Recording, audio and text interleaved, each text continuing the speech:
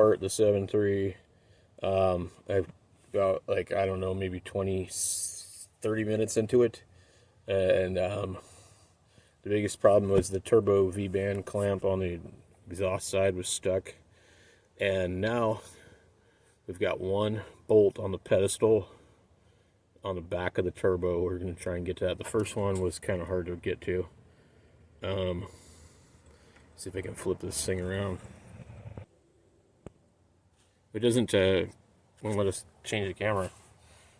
Get it out of the way. I'm making a more comprehensive video, but I just wanted to upload this one really quick to show you guys what I'm up to. So it's 412,000 miles. So, you know, there's oil in the tubes and stuff, and I don't know how good the turbo is or not, but right now I don't really have a lot of options. I'm going to have to roll with what I got. In fact, I'm probably going to be pulling the pedestal and just welding the EBPV or tapping it and plugging it. So anyway, I'll catch you guys with the long video. Well, it's definitely thicker cardboard than the other box for sure. Okay, so the reason I didn't start tearing the truck apart was because if there's any problem with this thing, or there's any parts missing, I've now got a truck that can't do anything. And so we have one O-ring, 2 O-rings, 3, 4 O-rings. I believe everything is here. These are going to be the pedestal bolts, and then some of them will be for the turbo housing.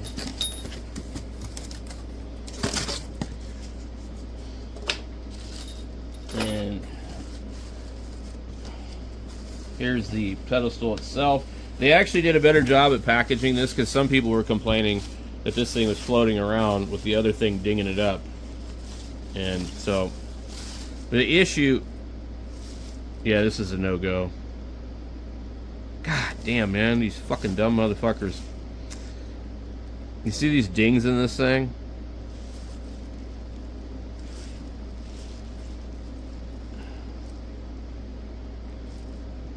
There's a bunch of dings. This is fucking horrible.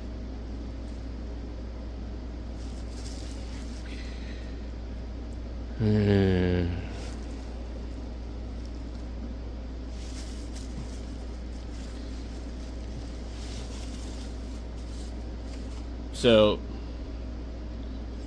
this area right here,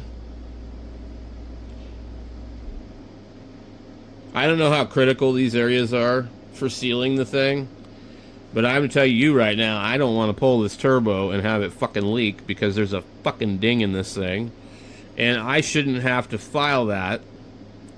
We get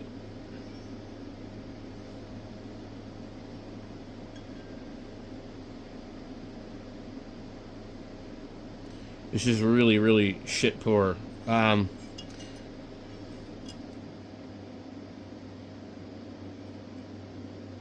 Here's another area you got to be concerned of. It doesn't look too bad, but this is not good.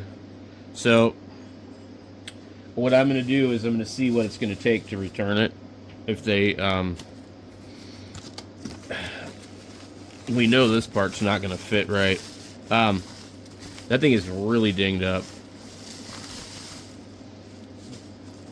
We're going to see what the return policy is going to be on this thing, because if they want me to take it to the next town over, I don't want to do that. So this one actually looks pretty good.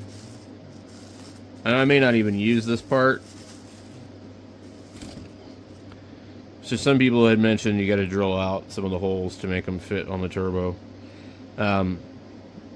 When my neighbor did one a while ago, I don't even think he even changed it because he was having trouble with it.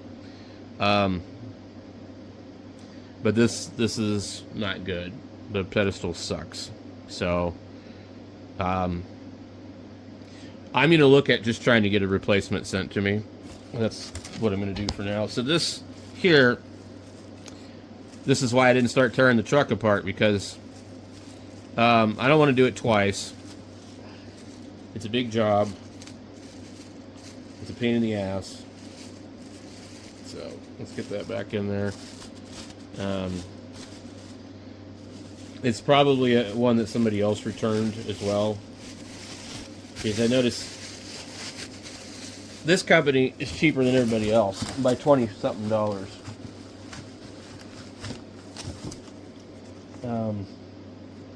But that's not good. This is where the turbo meets and seals up. And if we go ahead and see how we set it down, real careful. It doesn't take a lot to ding up aluminum. But let's just see. I'm going to mock this up kind of for a second. Okay. And we don't even know if the other stuff's even in here. So this sits in here. It's not, I don't think this part is absolutely critical. But you will have to take that high spot off of it. It may magically squish itself down. But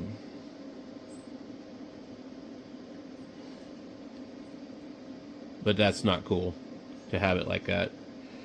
So you can see that that's actually not centered at all. So it might end up with problems. Look at that. I don't know if you can see it. Okay. That definitely looks shitty inside of there. You would want to take this thing before you do anything with it. And make sure that you lubricate the threads. And blow it out with an air compressor first. Because they really didn't do a good job on this.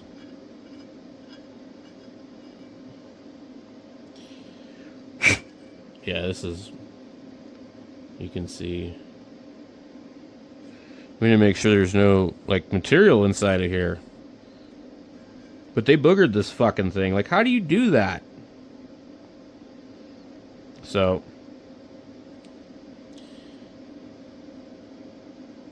like, somebody was talking about vice marks, but there's no fucking plug. God damn it. They didn't include the plug.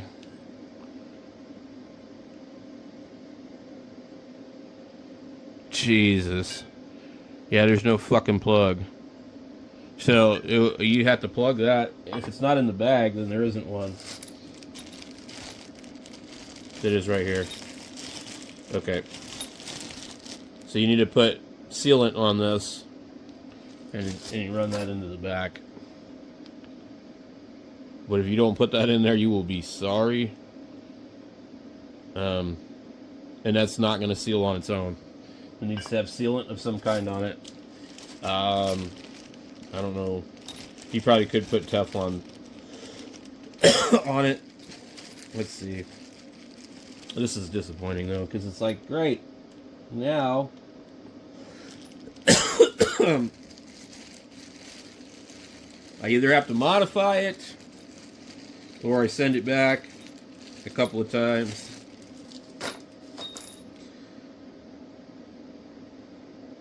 The O-rings look okay, I guess. Mine is leaking out of the pedestal EBPV actuator, which would be like, I think ordinarily would be coming out the side right here. So let's see, we have these, and then there'd be probably one there. I don't know how they got it. Seems a little close there.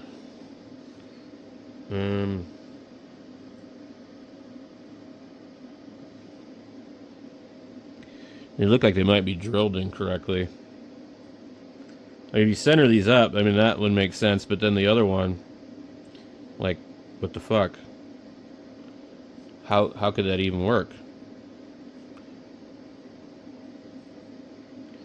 So, I'm not sure if they gave me the correct O-rings, to be honest. They may have not given me any of the bottom ones, I don't know.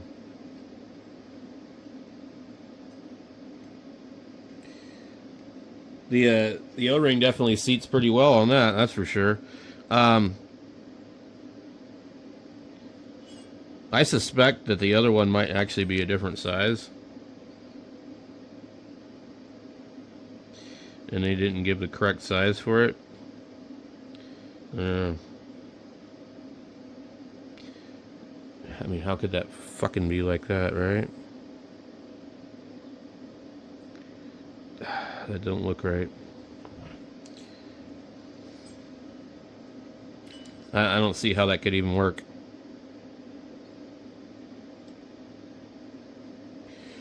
I don't think there's any videos really on the internet on this either.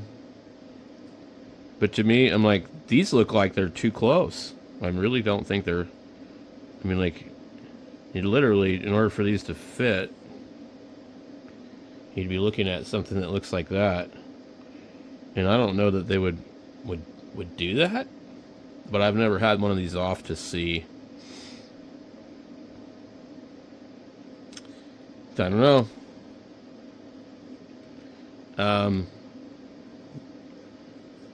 It's not good.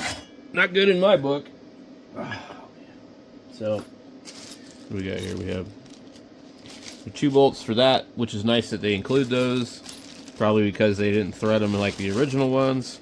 And then all these other bolts and that one little piece are going to go to the other housing. And then these bolts you need to reuse. I'd have probably been better off to buy the $43 one at this point.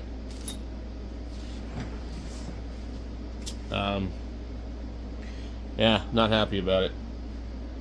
I had to bust out the air gun because this is just going to take forever. So let's go ahead and put the camera up here and get it to get in here. The mosquitoes are so freaking bad, guys. I don't know if I can get in here. God dang. I'm hoping I can. I don't want to be loud.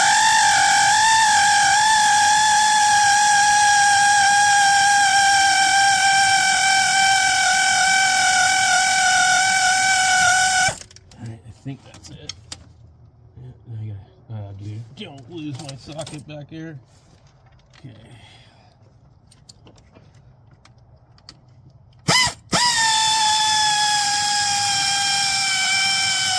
My torque compressor.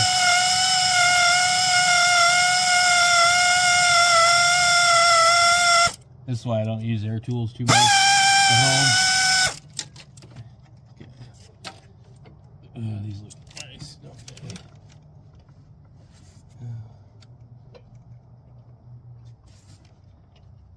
Let's see if I can get the other one.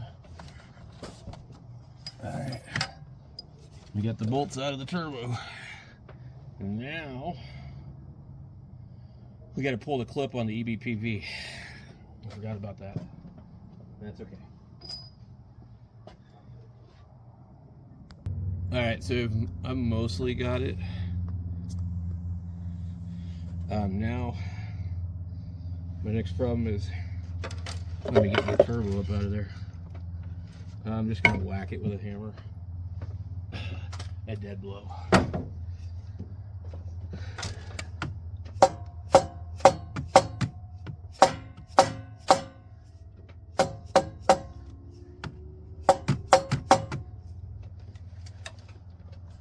Seen it move.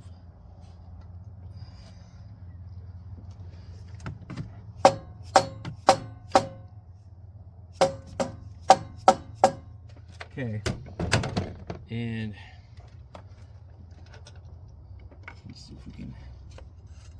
Yeah. Okay. So I just got to get it to come up, and the EBP valve is like almost off, but not quite.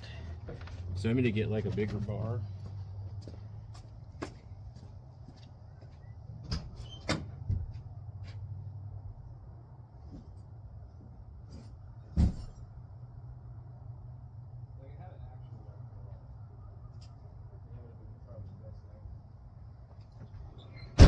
So I guess I'll have to use just my breaker bar.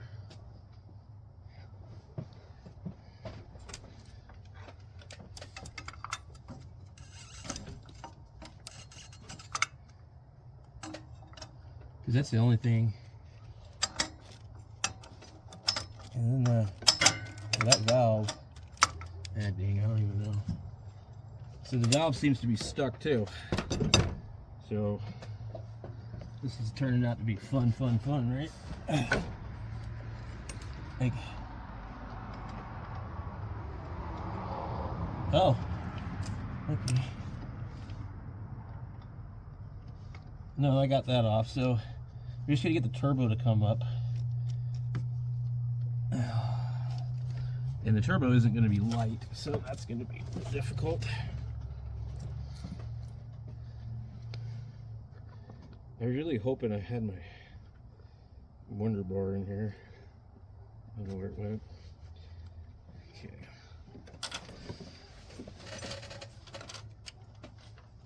Okay.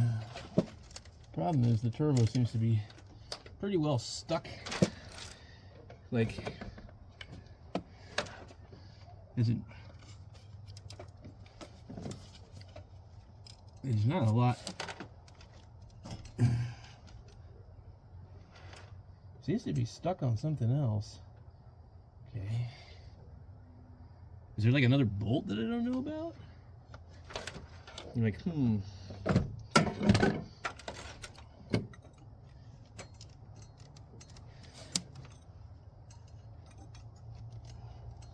Sure feels like it. Yeah, that thing does not want to come out. So we'll be back later because this is going to take a while. There's nothing else to remove, right? The pedestal. Am I missing something here? Oh shit, I forgot. There's the other V-band clamp in the back. Well, I didn't even think about this. Oh shit. We got a bunch of work. So trying to get that 11mm clamp in the back. Yeah, it's way in the back there. Damn, dude, I'll be back later.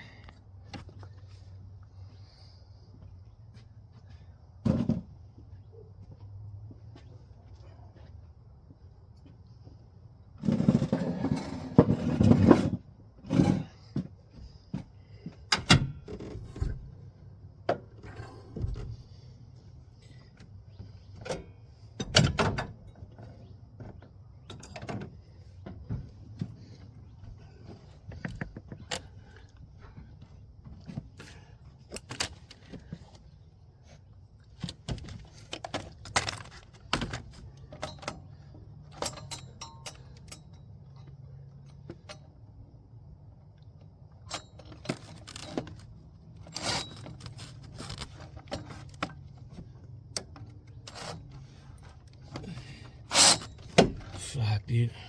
That hurts.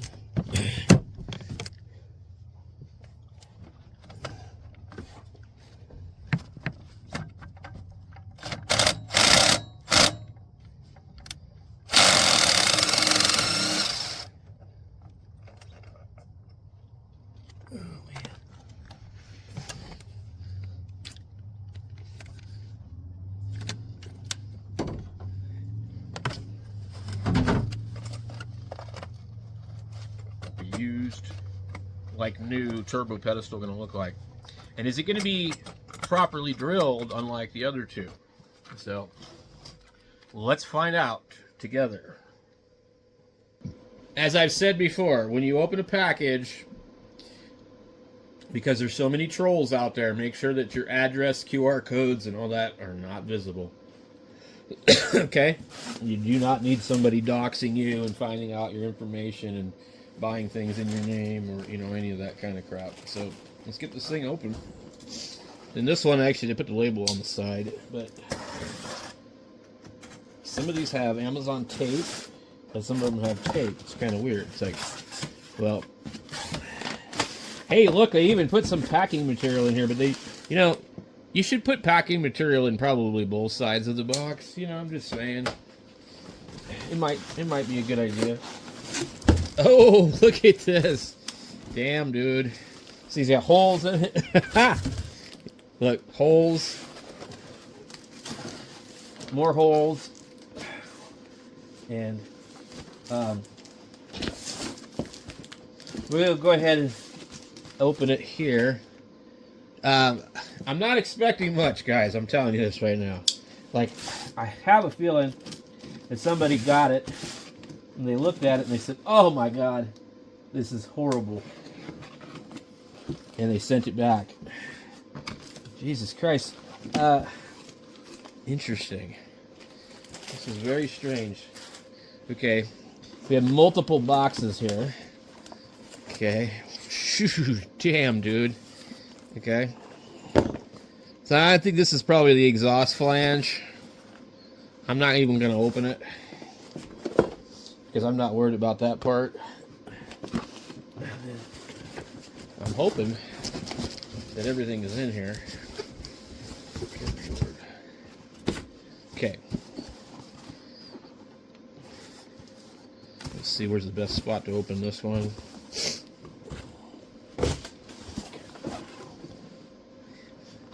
You know, and also, it's always a good idea with anything questionable with Amazon, make a video, record it, have your wife record you while you open it. Make sure that one looks better. Make sure that, you know, dude, this thing's a million times better. Wow. Okay. Oh, damn. Dude, this is way better. There's a little bit of metal in here. Just to be honest, there's some shavings. There's a little bit more of a lip right here. The holes don't look awkwardly uneven. It does, to me, look like the same casting up top and up bottom. I do believe that looks really nice right there. There's no dings in it. This is really quite nice compared to the other one. And if you look at the surface, like, I don't know why the other ones don't look this good. So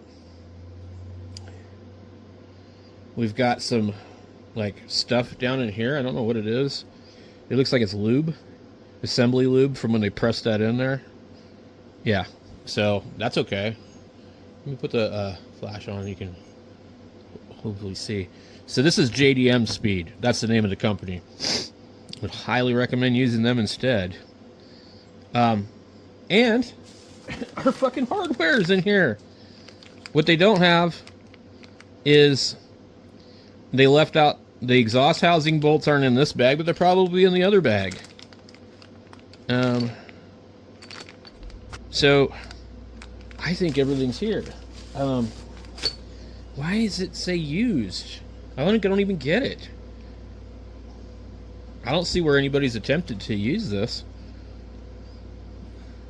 The plug is already installed in the back, and we definitely need to make sure that needs to be removed and put Teflon tape on it or thread sealant and put it back in there. But the casting looks a little bit different right here.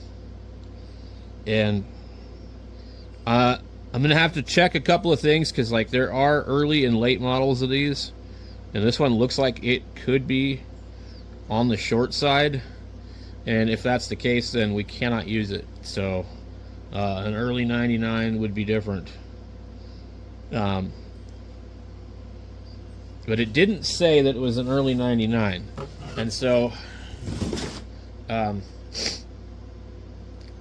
let me grab the other one that we had earlier today and see. Maybe I should just grab our original one. Yeah. Come on. Okay. It does look short. God damn. I hope this is not the wrong one. Okay. So here's the other one.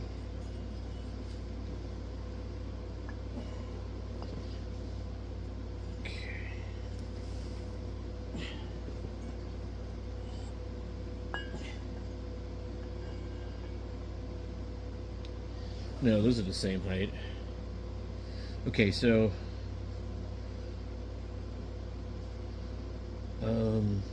there's a casting thing here, and they're like almost identical, but this got more meat on it right here.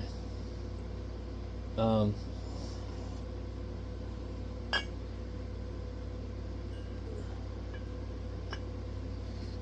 see.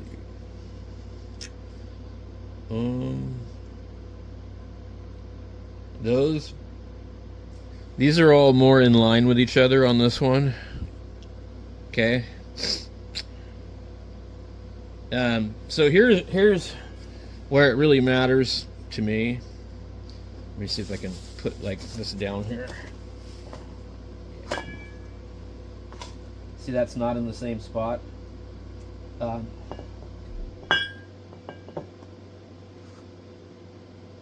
Okay.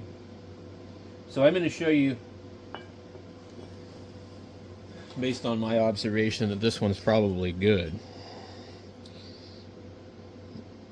This O-ring is going to sit there, and that O-ring is going to sit there. And that is a proper pedestal. So we'll go ahead and return the other two, and we'll use this one. Or we'll return all of them, but this is proper. You can't do that with the other one. Let me show you.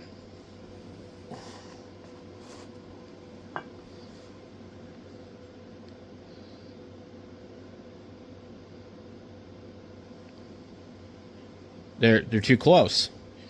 And on the truck, they're going to sit like that. You're going to have a leak. So yeah. So I'm so glad I ordered that one, because it's $43 and I don't see any problem with it whatsoever. Now you can see here there's no mark on here. This one has marks on here, and also if we look at, let's see, let's make double sure that we're like, I need to get like my caliper out or something and measure this.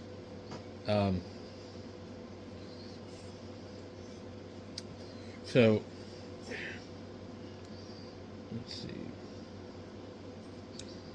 It's really hard to like line them up and go, oh, yeah, they're the same, but it looks the same to me.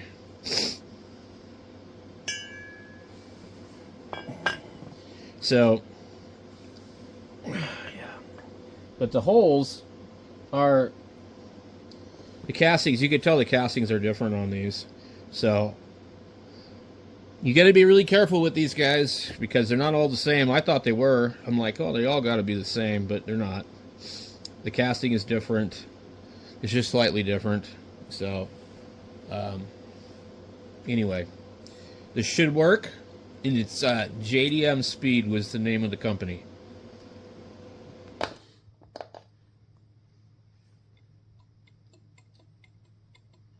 I mean, I don't know if this is normal, because if you don't push on it, it really doesn't do that. And I think the bearings are like kind of like a wet bearing, but that seems like,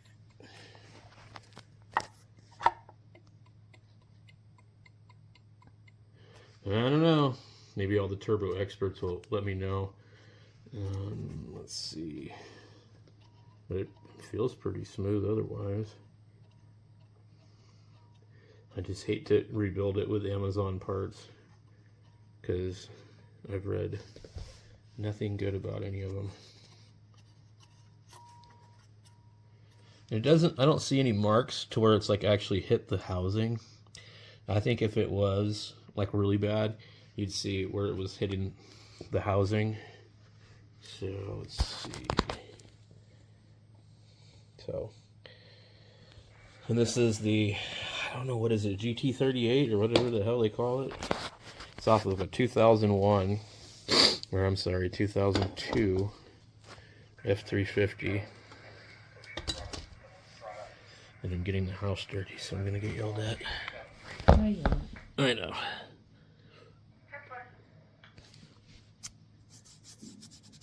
Alright, so that's what it is. Whatever it is, it's not the same as my 97. So if you know, leave a comment down below. Is that acceptable? Is that bad? Does it need to be rebuilt? Because I think that it's passing oil, but I don't really have time to fiddle with it for the moment. I'm going to figure out what to do with this, and if I can get the bolts to come loose, I'll replace it with the delete, and we're going to do the pedestal also. Oh, I'm glad I did this inside, so none of these none of them line up, and the one that would be good on the bottom doesn't line up on the turbo. The one that's bad on the bottom lines up on the top. This one might be okay, I don't know. Now that I know that these are a little bit closer, but what I have to do is go set it on the truck and see what it looks like with the O-rings and where it leaves a mark. But this one right here, you see that they have one here off to the side a little bit, and then this one's kicked over. And if you look at this one, it's over here, off to the side, straight up and down. It's like really, really close, but it looks, see how you can see they like moved that over, like they've corrected the problem, and that one's not. So this one's over more, that one's more straight with that bolt. And so because of that, you can't get the damn thing to fucking fit. I can't. So I'm gonna have to send them all back, and I've cleaned my original one, and I'm gonna have to plug it. It's pissed me off because I just wanted to put something new in there, not have to modify it. So if you look down there, you can see that one's over quite a bit. Let me see if I can just try it one more time.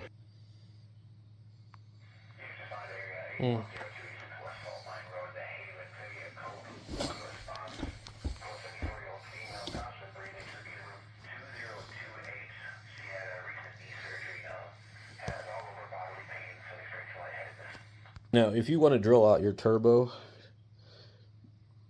over here, you probably could make it work.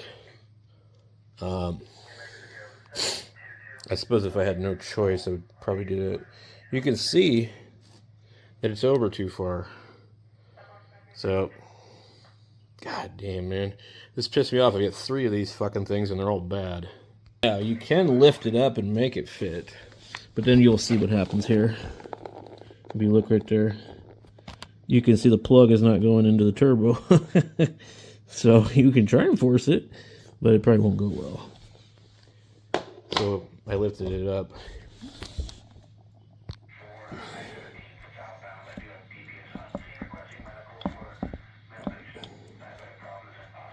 But yeah, it just doesn't want to fit. So I had so much hope for this one, I even went and sealed the damn plug in the back. So I test fitted this one on the truck, and based on, if you look really careful, you can kind of see the mark. Like I said, that one hole right there I was in doubt about. Well, it might be okay, but it's probably going to leak. And I'm not doing this twice, so I'll modify my stock one. So both of these are no good. Since I can't do anything else, I had to pull this clip out. This thing was a pain in the ass because my snap ring pliers don't want to get close enough. So it was really hard to get it out. So I had to put vice grips on here to get this off. This is after I cleaned this thing in the bathtub in like a tray bin thing. So I think out she goes. So you can rebuild this part. I don't even know for sure if this was leaking on mine, to be honest. But I would think so. So, geez, I think I can weld that. There's not a lot of material there, but I also think I can tap it and plug it.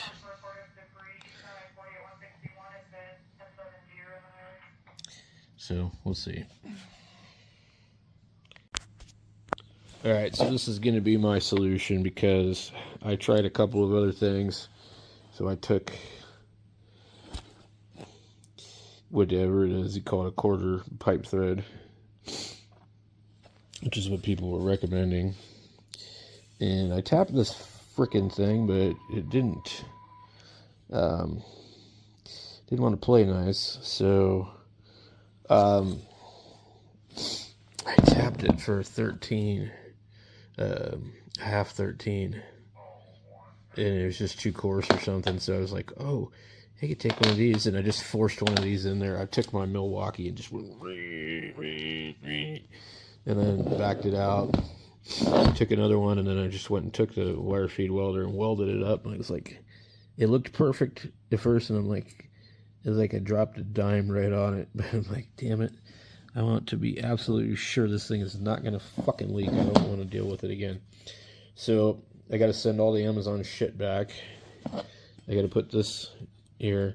I didn't want to risk trying to weld it with my TIG welder because I'm not that good at TIG welding, and that's a fairly large hole. And I'm like, shit. I mean, I will if I have to, but I've seen people do, like, they take a bolt all the way through, put a washer with an O-ring, and then, like, the same thing on both sides and clamped it. I'm like, shit. I mean, there's a lot of ways you could plug it, but we're just going to do this. And I'm going to put the other piece back in there and call it a day. Get this thing running tomorrow, and if I have a leak, I'm gonna have to go and order a pedestal from KC Turbo, because I know that my friend used one of theirs before. So but I gotta clean up a little bit of this shit. There's like some shavings. I don't want that in the motor, so we'll just let this sit overnight and deal with it in the morning. Alright, so I had to modify this. So what I did was I started to tap it with a 12-13, and it didn't work. So what I ended up doing was I forced a industrial plug in there. When I say industrial, I just mean one of the industrial fittings. And it went in real nice because it's a tapered thread plug. So those are the easiest ones to seal. A bolt usually doesn't want to seal because there's no taper to it. And I just went and got the wire feed out and just welded it up. It was looking pretty, and I was like, yeah, I don't know, that doesn't look like it's got full penetration. So I went and roasted the living crap out of it. I don't want to pull this thing out for that. So I cleaned the thing really good. And then you just got this thing. I'm going to put it in there, put a little sealant on it, shove it back in there, and be done. So with it in there, it's going to look like this. I just wanted to do that just to be extra sure, because I don't know, that thing could have been leaking. And I don't think it'll leak now. So I'm just going to get the C-clip back in there. You wouldn't believe it, but these little cheap ones right here worked the best to put this ring back in here. I couldn't get this one to work. It just kept snapping off. Which sucks because these ones are pretty cool. But anyway, we got the ring back in there. We'll get this back on the truck. And we should be good in about an hour. I don't think it's going to take me that long to put it back together, but who knows. So we just got to get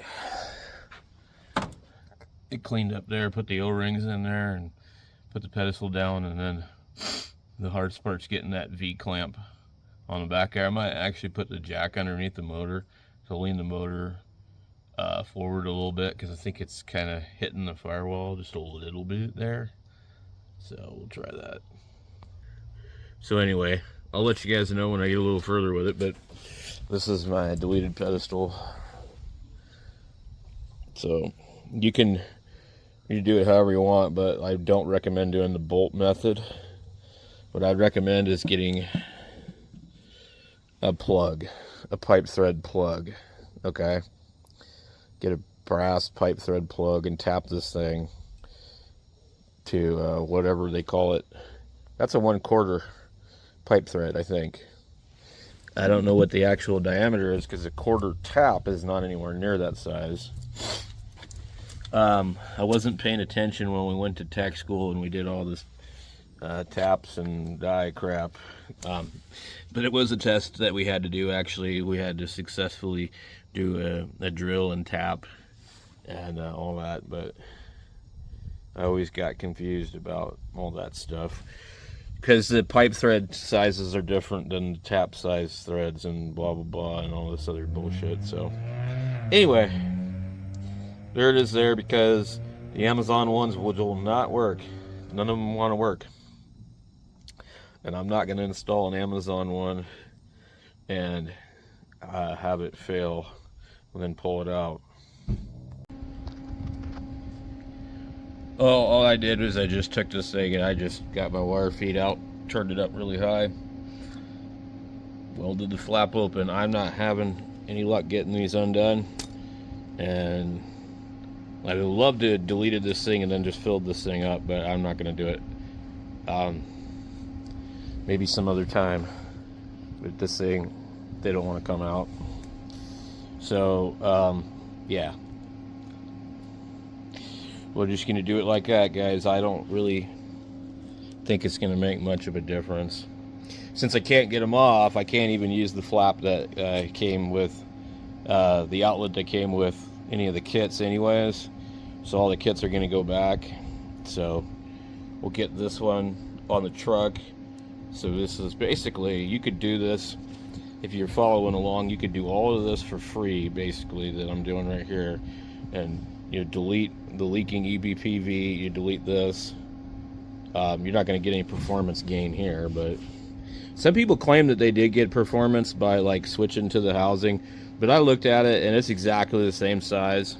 It just doesn't have this in the middle.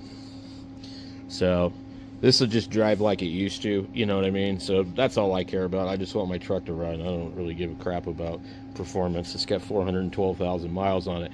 Performance will blow this thing up. We need to keep it underpowered so it lives forever.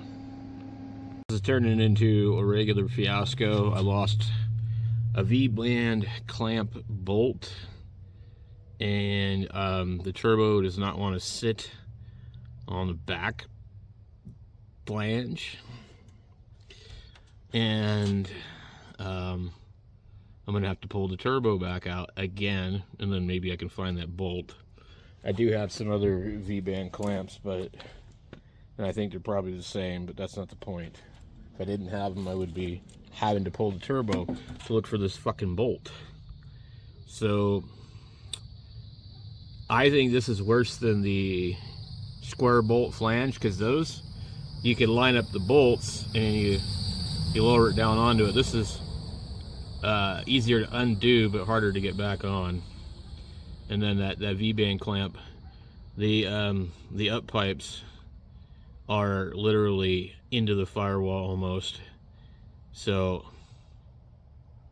what I think of is I might get the jack up underneath the truck and see if I jack up on it, if I can like maybe tilt the motor to give myself some clearance away from the firewall to manipulate the V-band clamp. Otherwise, I think maybe the up pipes have moved and they're not sitting on the turbo correctly. I don't know. So this has turned out to be, it wasn't that much trouble to remove, but it's been a lot more of a pain to get everything back in. I don't know if this is supposed to be loose. I don't know what it is. I think it's a fuel line, and it goes up It looks like a field drain line. Is that the drain line? No. Let's see, where's it going? Oh, man. So it's, geez, I can't see. Okay. It's this line right here. Where is it going?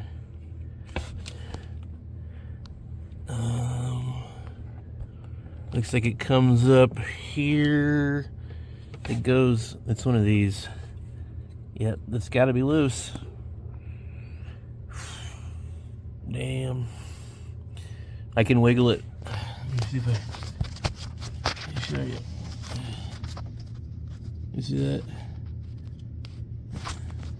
Come on, focus, motherfucker. Can't be normal. Alright, we're getting close. We just got that in. This one, if you've never done one of these before, they're a little tricky. You kind of go like over that side and then push it down there and then pull the back of the boot. And then like come around it with like a little screwdriver. Preferably not one with dirt on it. You don't want to put dirt in there.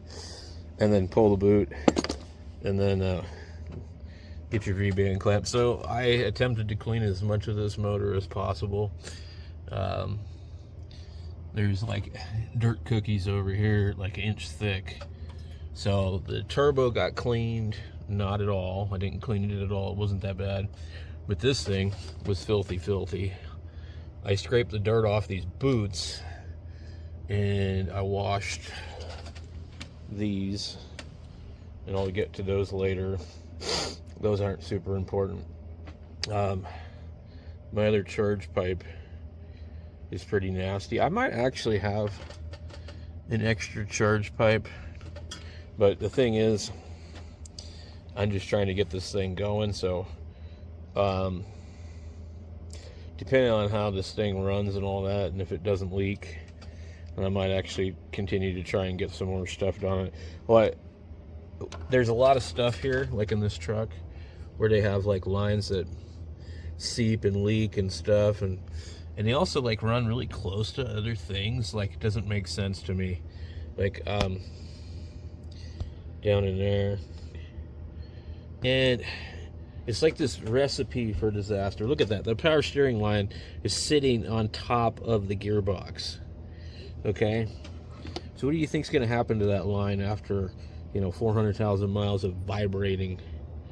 So, in fact, I need to get down there and address that, because I don't need to lose my power steering. And here's like some other stuff here. You see that rag right there? That is to prevent these lines from vibrating up against the shock tower. And I don't know why they do, but maybe they've been bent. Maybe this thing's been motor swapped. And it's what it looks like to me. It looks like a poor, shitty-ass motor swap. Have you ever seen a car that was swapped really bad? Like all the lines and shit touch in places. Look at this. It's vibrating here, and it's rubbing. The fitting is rubbing into the fucking line right here. And these lines aren't cheap, dude. I don't fucking like replacing high-pressure lines. So I'm gonna shove that rag in between there. It's so fucking ghetto. It's not even funny. But like, what are you gonna do? I don't have time to sit here and fuck with all these lines. So like, in my opinion, this makes these some of the most unreliable fucking vehicles waiting to fucking fail. There's just shit vibrating, touching stuff. These lines are touching stuff. They look like somebody popped the fucking thing open. What are these? Are these brake lines? Oh, that's even better, right? Fuck. So, I don't know what's going on with that. Is there a leak there already? There might be. But I've just kind of given up on this fucking truck because of how many miles it has. But yeah, those lines look like somebody popped that thing open or something. But isn't that fucking line right there? Is it a transmission line? And then the other line is sitting on top of that, dude. Well, this is just an accident waiting to fucking happen as far as I'm concerned. I mean, these things, my other truck, my 97, it's the same way too. And I'm like, did they really make these things like that? And it doesn't stop there. Look over here, if we can see down here. there's a cooler looking thing going to the back, and it's rubbing up against the radiator hose right there. I mean, just everything about how they did these things, just like, it's amazing. Like, a bunch of the, my other truck's the same way. A bunch of the, like, radiator hoses are rubbing on top of other stuff, you know. Get lines over here rubbing up against the box. It's just like, dude, what the freaking hell? So I'm at the point where, like, with the amount of miles this thing's got, I don't have an extra motor laying around, and I don't want to rebuild this one because it's going to be an absolute nightmare removing those right there, if you ever had to. You see that? That's pretty bad. So what I really want is to just get it going and don't use it unless, like, I have a specific purpose and I need to replace it with a different truck. Use it for a garbage run truck. I don't know. I mean, 412,000 miles. I mean, you know, done quite well. I got it with 300, and I bought it during COVID, so it was like $6,000, and I've had it, you know, 5 years. So I think actually a little over 5 years. I think I bought it in April, but anyway, doesn't matter. Point being, we got to get it back together. Hopefully, it runs okay. Hopefully, it stops leaking. Hopefully, I don't leave big, huge puddles in the driveway anymore. So, we'll see.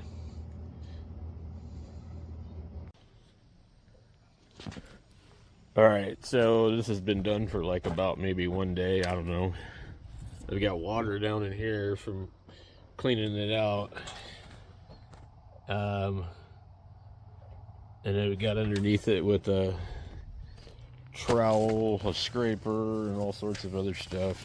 And I've been scraping all the crap off the bottom of the damn thing to try and get it a little cleaner. I've got a pressure washer, but it doesn't work, and we don't have a water outlet over here that works anyways. Yeah, look at all that crap. So it looks like it could still be leaking, but I have no way to know if it's just stuff that's left over. I haven't really driven it anywhere. I went down to the Kohl's to return the turbo pedestals, and that was about it. But I don't know if you can see down in here. There's a little bit of water down there. So what I did was I took a bunch of hot water and laundry soap and just dumped it down there. I had to adjust over here because it was touching. So I've had to adjust a few times. But God, I'd like to get a different grill for this. This thing has cut me before. We got these big ass crows out here. Ravens. Seem to be real common, but yeah, anyway, so this stuff will cut you bad. But yeah, I don't know, I'm just afraid to really go anywhere with it, because it's like at like certain times where I don't have somebody to come get me if something happens, you know.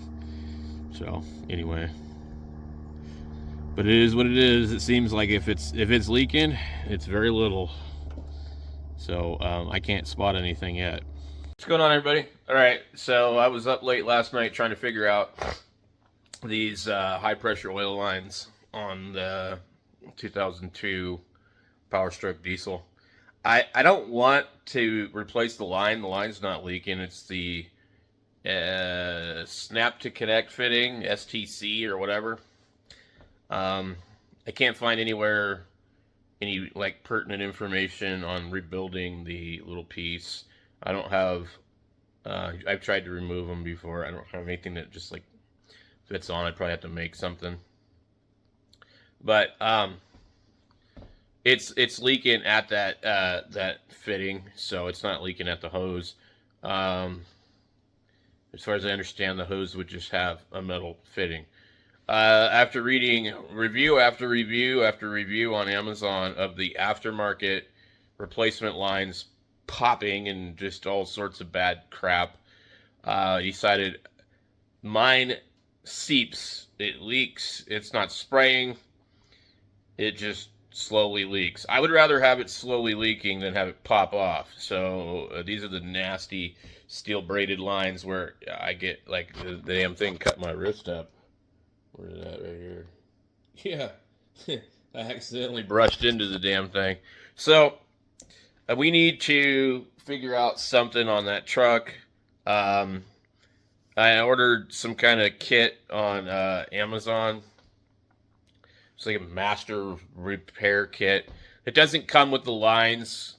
There's like a $69 one that comes with the kit and the lines, but it comes with, like, it looks like snap to connect fittings, but everybody says they don't fit. I'm like, well, it's $35. It'll be here tomorrow, so we're just going to go ahead and try it. So that's where I'm at on that. So let's go take a look at the truck real quick. All right, so we can tell we are still leaking for sure, but you know, it's not a lot. So if I had to, or just leave it like that. Somebody was asking me, did I have a crack in my frame? I think they were talking about that spot right there. That's a factory weld. I don't know why they do that, but the other side should probably be the same. Let's go take a look. I do have a crack in my tire, though. Let's see. Oh, man. Yeah, you can see. They just, I don't know, it's like some... I'm not sure how the hell they do that. It's strange. Anyway, you can see we're leaking. So we'll pop the hood on this thing. All right. Climb up here. So right down in here is where we're leaking. And it's just dripping down through here. And it's probably been leaking here. You know, it's just from overnight. For a long time. We get the fitting right here. And I don't know if the fitting is leaking on the top or the bottom. So what I'm gonna have to do is just sit here and carefully run it. But I spent a lot of time cleaning this. Oh, and by the way, I think this thing just failed, so I might actually have a pigtail problem. But so the one, if we were to replace it, we would need this 90 degree and this 90 degree here. And I don't want to change anything. I just want to fix that fitting. I don't want to try any other types of lines. The hydraulic lines that they seem to sell everybody, people show them popping off on Amazon. And I don't want to spend a couple $100 on these damn lines either. And the thing is that the line is not going to give me a new fitting. So, and think about it. If it's leaking at the fitting, new line ain't solving your problem. So, I've got the part coming to remove that. I might be able to make one, but it came with O-rings and stuff. And as long as I can repair that, I guess, what is it called? The STC, Snap to Connect, made by Eaton. I think they should have stuck to making electrical parts. Anyway, we'll see about that tomorrow when it gets here. But I'd rather have that leak and just leave it alone. I don't want to chance these Amazon lines. And plus, I don't want to change everything down here, because the way the Amazon lines, most of them work, they don't have these pre-bent elbows. Also, some people said that they cause a low oil pressure condition. but they don't have those pre-bent elbows. And so you have another AN fitting on another AN fitting, so it's just a problem. If you ask me, it's something waiting to fail. So I'm just looking to try and get this thing as reliable as possible. So I don't know if I'm going to sell it or what I'm going to do, but I've seen there was one recently that had a little bit less miles than this. It was a year older, and they marked it at $13,000 and it said sold. I've seen all kinds of ridiculous prices. And this one's not really like in the best shape in the world. It was used as a work truck most of its life, which is, you know, I'm not like particularly nice to trucks. It had the glass headlights and all that. It's a fleet truck. Somebody added those to it. Somebody hit something there. But it's got, inside the truck, it's got some rust. And then you have like stuff like this, and there's lots of dings on it. But I mean, other than that, it's not too bad. You know. I've got a gooseneck. I've got a B&W companion that fits right under there. I've never used it, but it's got all sorts of little stuff that's happened to it, you know. And the interior's not too bad.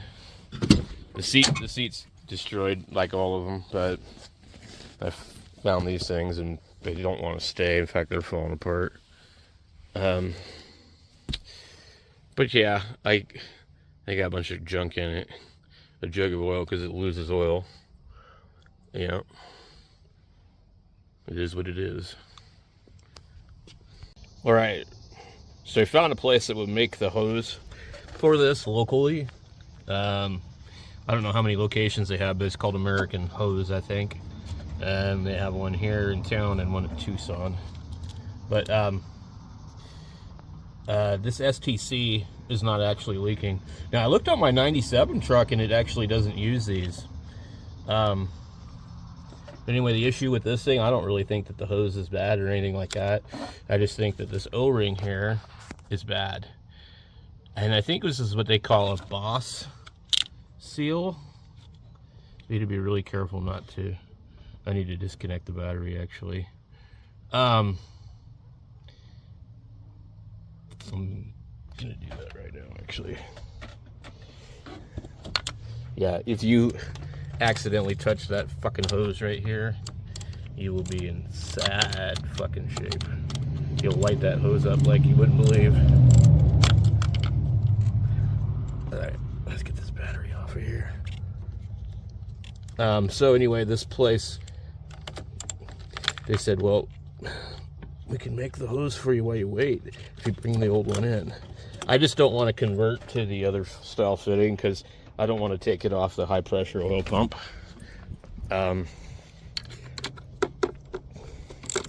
did finally get my check engine light to reset, but the truck started to run really choppy right before it went off, which I thought was really strange.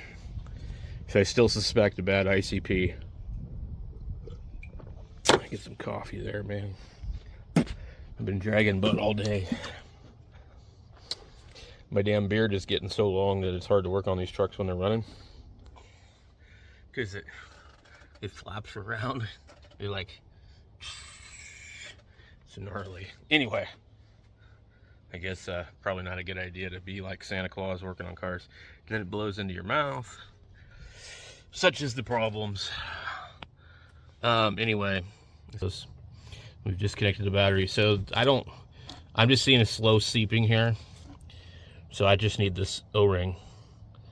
I've got a few minutes to get over to that hydraulic place and talk to them. I don't want to take the other end of this thing off right down here. Where's it go? Down there. It's the very bottom one. And I don't know what they would charge for an O-ring, but we'll just try and, I'm gonna go get my hook and pick set and try and carefully remove it. I do have some stuff coming in the mail from Amazon tomorrow, but if they've got it today, I'll go get it from them and send the Amazon crap back, because I'm sure local hydraulic hose place is gonna have better O-rings. Yeah, I just need a seal. So that's what we're gonna do. All right, we just got back from the hose place, American Hose. Got a couple O-rings. Very knowledgeable, nice people. So if this doesn't work, I'll just have the line made, and it's like $50. So they showed me all of the stuff that they use, and so yeah. The original lines aren't real big around compared to whatever, but the only reason I kind of want to keep it like this is it doesn't appear to be leaking at the STC, and if something happens, like I'm out of state, out of town, whatever, I could just go get the remover tool, pop a new line into this thing. But yeah, these are definitely a problem, these STC things. It says 06 on it, so I guess that's what it is. So I should probably stop fiddling with it before it starts leaking. Let's get this thing on here. Okay, so we get it on there. I do not like rolling the O-ring, but it's kind of hard to avoid. Again, like I said, this thing naturally wants to touch right here, so that's why you want your battery disconnected. Okay, so we're just gonna get in here and clean everything up, make sure there's no debris in here, and put our charge pipe back on, and it should be good. All right, so for those that are curious, let's see if I can zoom in and show you.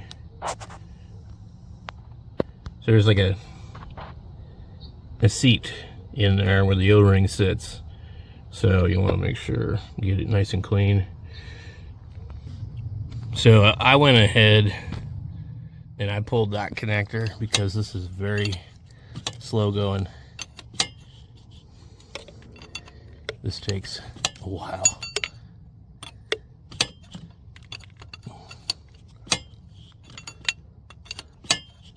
You can't move it much, but you unplug the harness here, just pull that crap out of the way.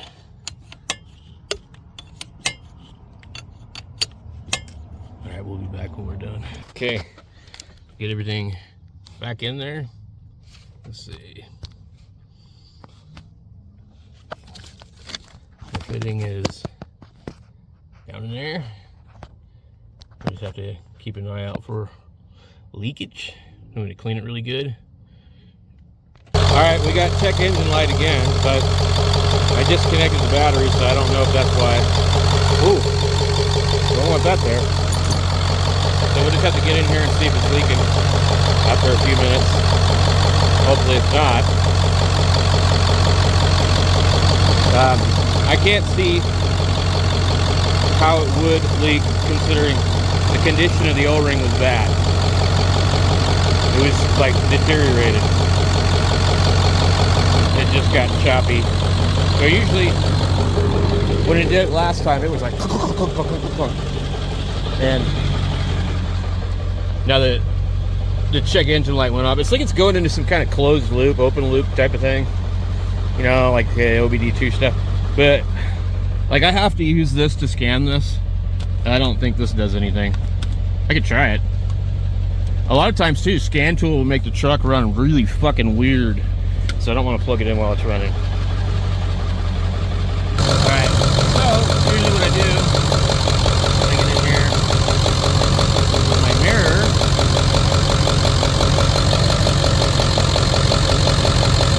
You can see.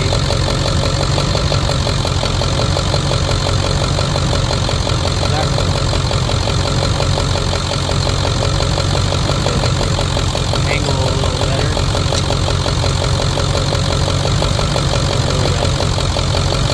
Do you see it?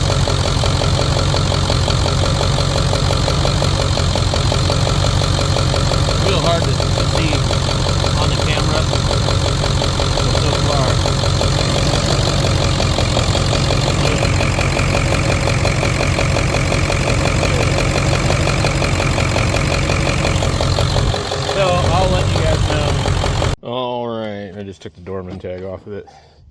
So, if you own one of these, buy yourself a lifetime warranty on every fucking part. Specifically this piece of junk. I think this is my third one in 5 years. And I was getting ready to go for a test drive, and I noticed right here there was some leaking. And they used to put a metal sleeve in here, like they do here, but I don't really think it's an issue. So they're pretty easy to take out. It's like a 8mm 5/16. I think it's 5/16. 9. No. 5/16. Yes. So you just got the hose down here. But I mean, I was getting ready to test this thing and see about our leak. Come on, dude. Okay. This thing's been sitting here idling for a while. But one thing I've been noticing, I'm like, I hope I don't have more surprises, because I notice this thing gets hot fast. I'm like, shit. So, this is another common problem, that tensioner. All of them. That one there. That's not a tensioner, but it's just an idler. Alternators, bad news, crap. So, anyway, we gotta get this thing in here and then get the coolant back in it. So, should be fun. Grab yourself some needle nose pliers for the quick release. I do have clamp pliers, but I don't ever use them because I don't even remember where the hell they are. I've got one of those like squeezy deals, I'm trying to figure out what the hell I did with it. So this is how I filter out this. These things take a lot of coolant. You don't want to be changing it all the time. This stuff's only like a year or two old. So, yep. It takes a while, but you'll see. It's worth saving some money to keep the dirt out of there. It's slow. It takes quite a while. You just sit and wait. It's getting all that crap out of it.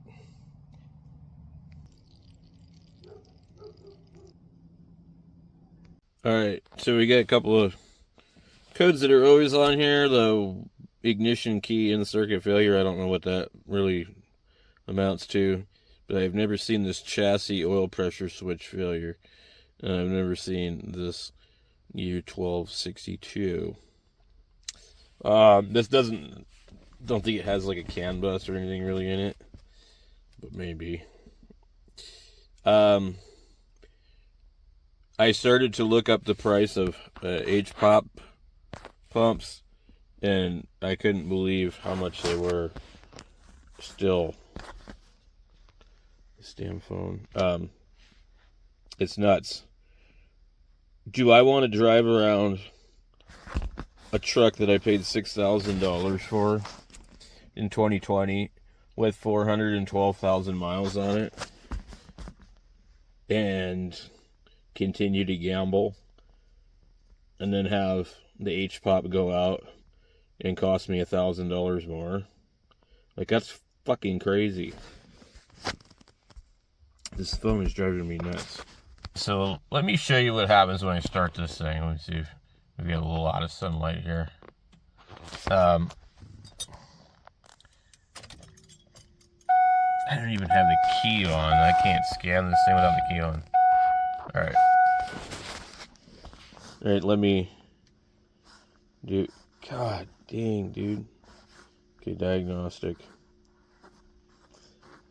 Close. Apparently it disconnected again, which is going to take forever. So you can click powertrain 1 or 2. I forget which one it is. And auto scan. You click your adapter, and sometimes it works, sometimes it doesn't. There's supposed to be like predefined PIDs that it scans. Otherwise, it has to scan every single thing, so it gives you the available ECU address, and then it scans for valid PIDs. Otherwise, this can take a really long time. But Car Gauge Pro is the only thing I found that works on my 97 and this 2002 PowerStroke diesel. They use like an SAE communication format or something. Like I just tried this little scan tool here. It doesn't work. I've got another Autel that doesn't work. Okay, save PIDs list. I've already done this before, but I'm just like, and it just it doesn't seem to be responding. All right, let's see if we can.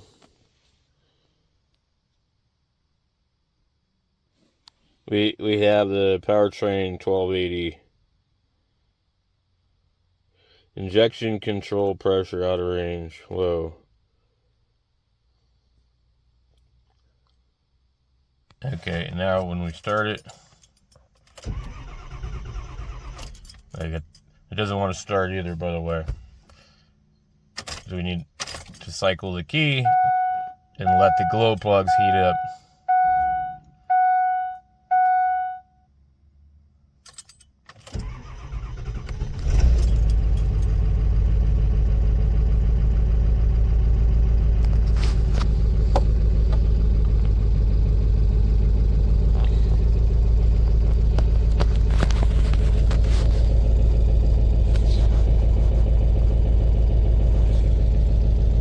And the engine light has never been on until I started doing all this work. So that's another interesting thing. To me, I don't think that's a coincidence.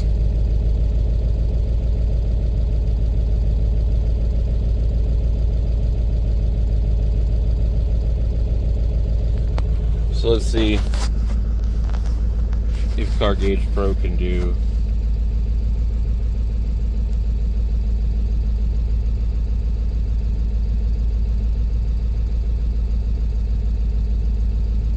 Oh yeah, it'll do device information too. I forgot about that, but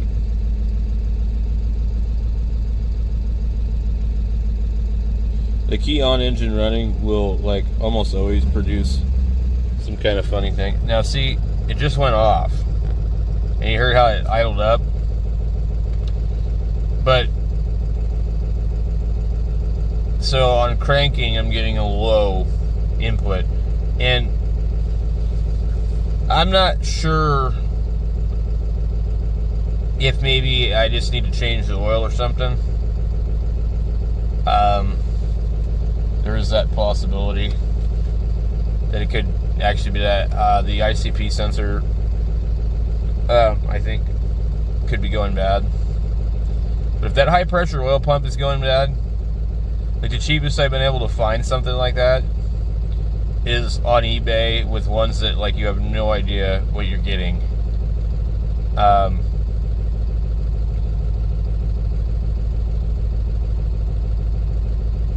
And for me, like we're looking at having to move at some point soon, and like I just really want something reliable that I don't have to worry about, because I have 3 kids. I don't want to have to I'm not 20 years old driving around some car that if it breaks down on the side of the road, it ain't a big deal, you know.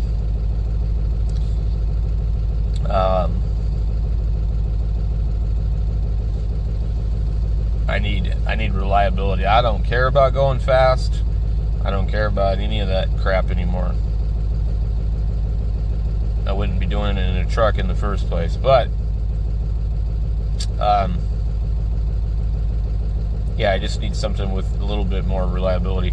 And if that pump wasn't that much money, you know, if it was priced like it should be, like somewhere around $200, it wouldn't be a big deal. But then you go on O'Reilly's website and you look on their page and you can read the reviews. That thing's 2-star rated for the supposedly new one. It's not even a reman, it's a new one, and they're like, people put it in, it fails immediately, like they've put them together wrong. They leak out the back. Anyway,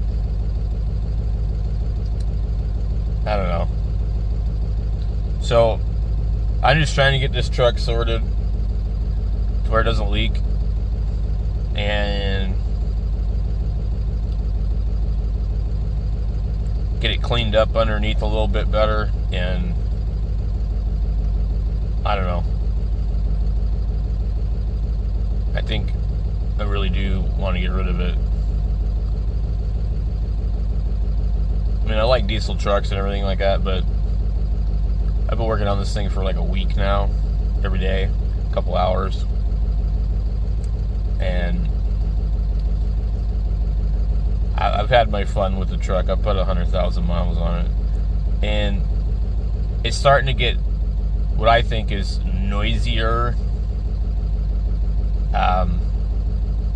starting to sound more clacky, in my opinion. And this thing could have freaking rod knock, and I wouldn't know because it's so damn noisy, you know? Like, now I don't have exhaust on this truck. I have exhaust all the way up to where the muffler was. And then I took it off because it sounds better and it's really not that loud. So it's basically straight piped. And I'll show you.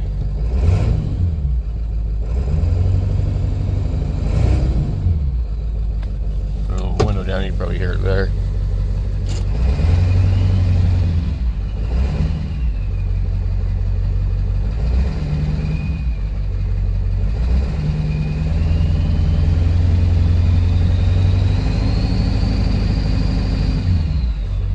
So when you put the muffler on, you hear none of that. You don't hear the turbo at all. I mean, just barely.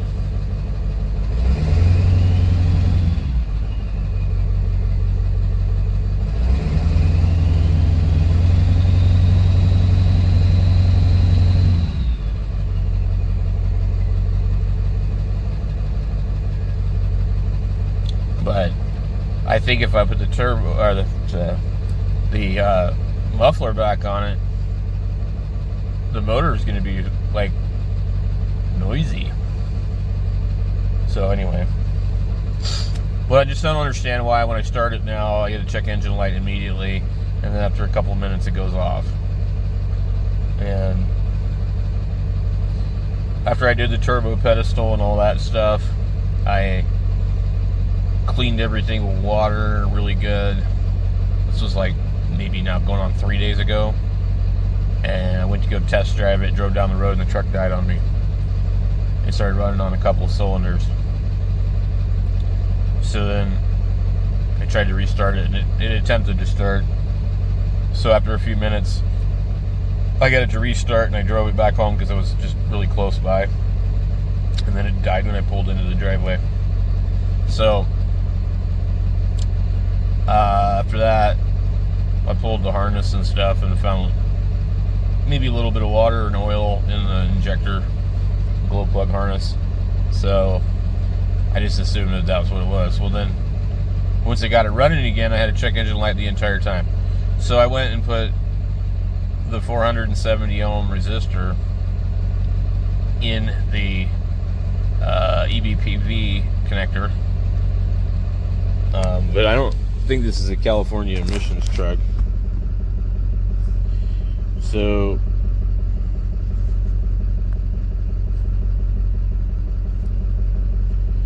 I don't know if we have a way to scan this thing.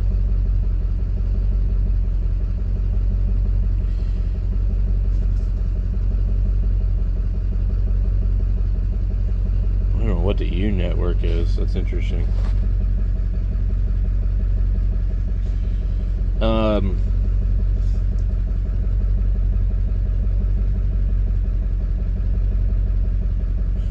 we can clear all the faults. Successfully cleared.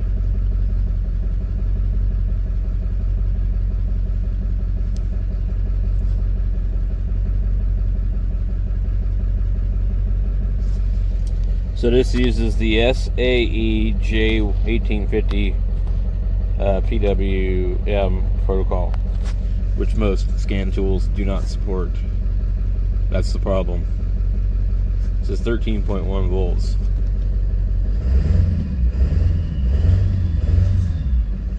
That doesn't update real fast.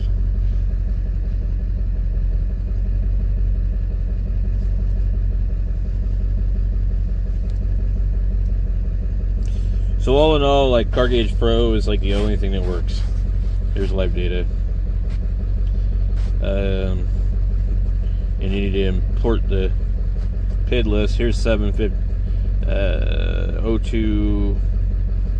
Okay, this is probably like import complete.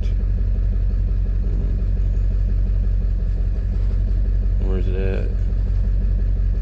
So you can click on these, I guess. All these are whatever one you want to see. Okay, so from the bottom here,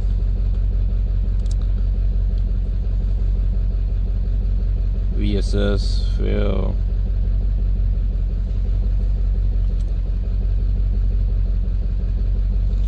So it's all in alphabetical order.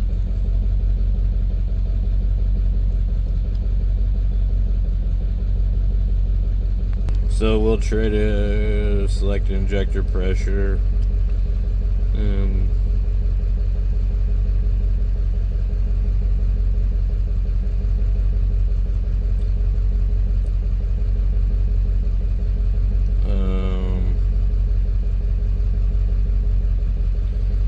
don't know if any of these there's also multiple like things on here that don't make sense, like double this, double that.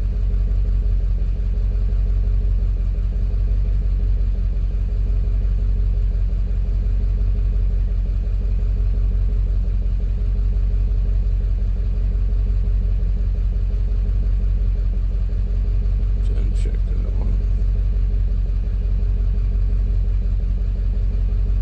So we click OK. Then we get like whatever we get here.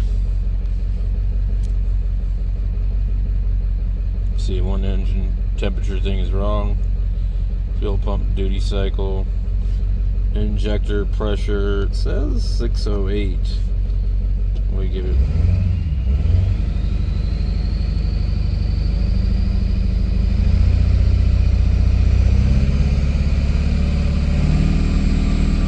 I'm at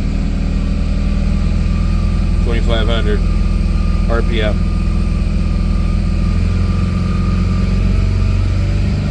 That's $3,000.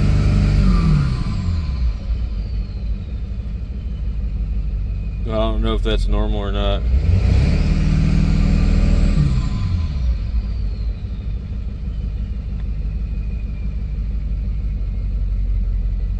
I don't know how accurate this thing is.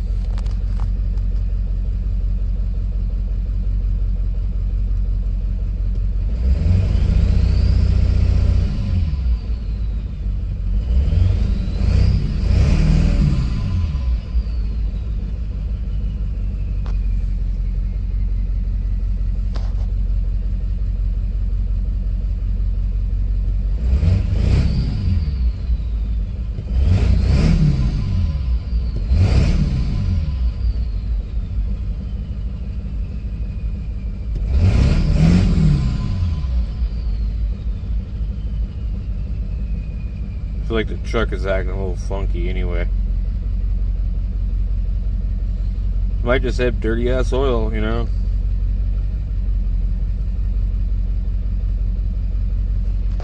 Anyway, guys, I don't know what to do with this thing, and I just wanted to show you though the app again. It's Car Gauge Pro. Seems to work with my old Elm 327, so maybe it'll work for you.